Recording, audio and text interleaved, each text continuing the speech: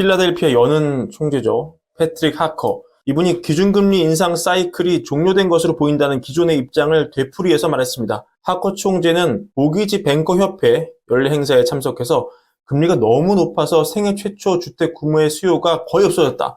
금리를 동결할 수 있는 지점에 이르렀다. 그러면서 하커 총재는 앞으로 나오는 데이터나 사람들에게 듣는 내용에 뚜렷하게 큰 변화가 없으면 현재 수준에서 금리를 유지할 수 있는 시점에 왔다고 믿는다. 이렇게 말을 했습니다.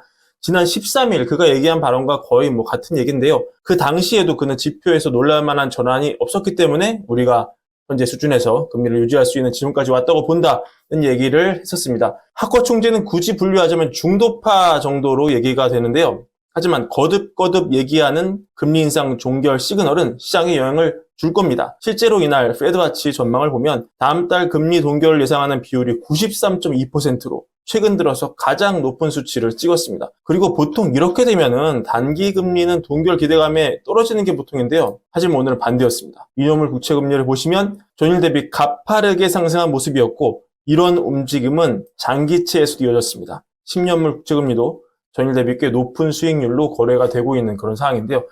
기준금리가 동결이 점점 확실시되는데 장기금리가 오른다.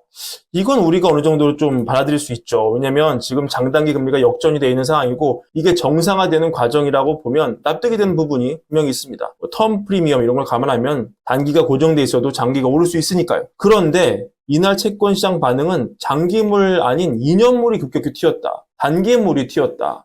기준금리에 가장 민감하게 반응한다는 단기물이 기준금리를 묶어놓는다는 시그널에도 올랐다. 이런 측면에서 이게 뭘까 하는 생각을 다시 해보게 만듭니다. 이게 격화될지 모르는, 장기화될지 모르는 이스라엘 하마스 사태 때문일까요? 그렇다고 보기에는 좀 말이 안 되는 것 같습니다. 왜냐하면 지금까지 이스라엘 사태는 미국 국채가 가진 여러 모습 중에 안전자산으로서의 가치를 더 부각시키면서 채권 수익률을 떨어뜨리는 그런 방향으로 작동을 주로 했기 때문이죠. 그러면 미국의 탄탄한 경제성장 예측 때문일까요? 물론 그것도 이해가 되겠습니다만 이날 미국 성장에 대한 특별한 데이터가 나오지 않았다는 점, 그리고 심지어 뉴욕 연은이 발표한 뉴욕주 제조업 지수가 전달 대비 크게 하락해서 마이너스로 떨어졌다는 점, 그러니까 제조업 위축을 시사하는 데이터가 나온 날인데 미국의 경제 성장이 부각되면서 금리가 오른다? 이것도 좀 새롭지 않습니다. 하지만 수급으로 보면 좀 이해가 되는데요.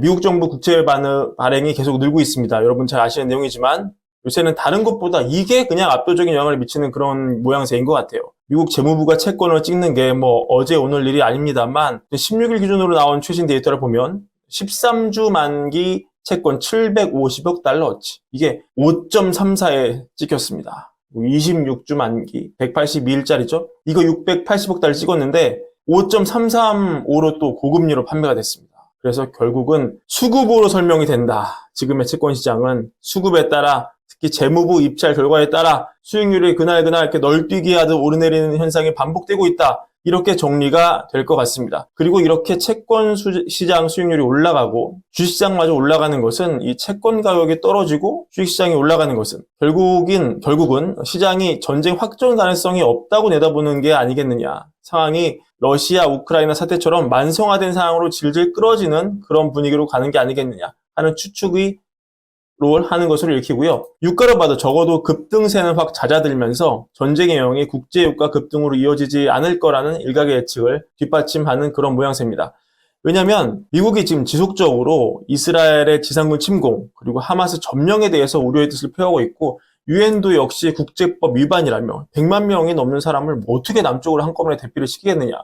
고령자나 중환자는 어쩌라는 거냐 이런 메시지를 지속적으로 보내고 있기 때문에 이스라엘 입장에서는 부담이 되는 거고 하지만 이스라엘 입장에서는 아무것도 안 할 수는 없죠. 왜냐하면 이렇게 하마스가 1000명 넘게 죽였는데 아무것도 안 하면 계속 같은 일이 반복이 될 테니까요. 그래서 이스라엘 측에서 전쟁이 길어질 것이다 이렇게 고위층에서 얘기하는 것도 결국은 이 사태가 질질 끄는 모양새가 될 공산이 크다, 만성화될 공산이 크다 이런 걸 시장이 가격에 반영하고 있다. 그러니까 그날 전쟁에 따라서 전쟁의 공포를 즉각적으로 반영하지 않는 거죠, 시장이. 이렇게 볼 수 있는 것 같습니다.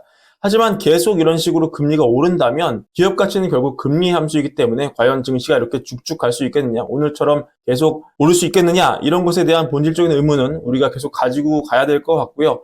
실제로 월저널 분석에 따르면 미국 S&P 500 지수가 지난 7월 31일 연고점에서 4.7% 하락하는 동안 뉴욕 증시 대표적인 소매업종 ETF는 11% 떨어져 낙폭이 더 컸는데요. 대형마트, 타깃이나 식품기업 크래프트 하인즈, 크로락스, 생활용품 제조업체인데요.